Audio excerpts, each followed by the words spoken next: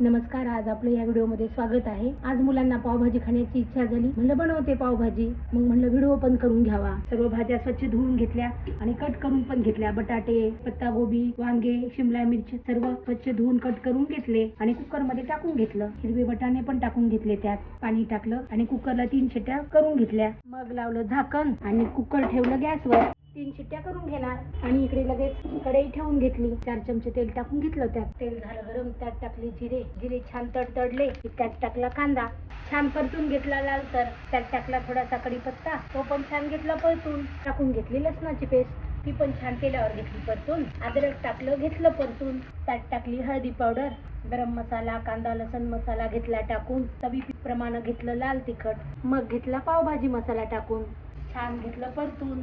मग टाकले टोमॅटो आणि घेतलं छान परतून. शेवटी टाकलं मीठ, घेतलं परतून आणि ठेवलं झाकून. मग पाहू कुकर कडे. आता कुकर घेतलं काढून. पाहते तर काय, सर्व भाज्या झाल्या होत्या छान शिजून. सर्व भाज्या घेतल्या छान मॅश करून आणि घेतलं कढईत टाकून आणि घेतलं छान परतून आणि घेतलं त्यात पाणी टाकून. मग घेतली काढून एक वाफ. पाहते तर काय, भाजी झाली तयार. मग त्यावर घेतली कोथिंबीर टाकून आणि मग आता पॅन घेतला गॅसवर ठेवून. आता वेळ होती पावची. पॅन घेतला गरम करून. त्यावर टाकलं तेल आणि थोडासा मसाला आणि छान घेतले पाव शेकून. त्यावर टाकली कोथिंबीर आणि आता खाण्यासाठी आपली पावभाजी तयार आहे.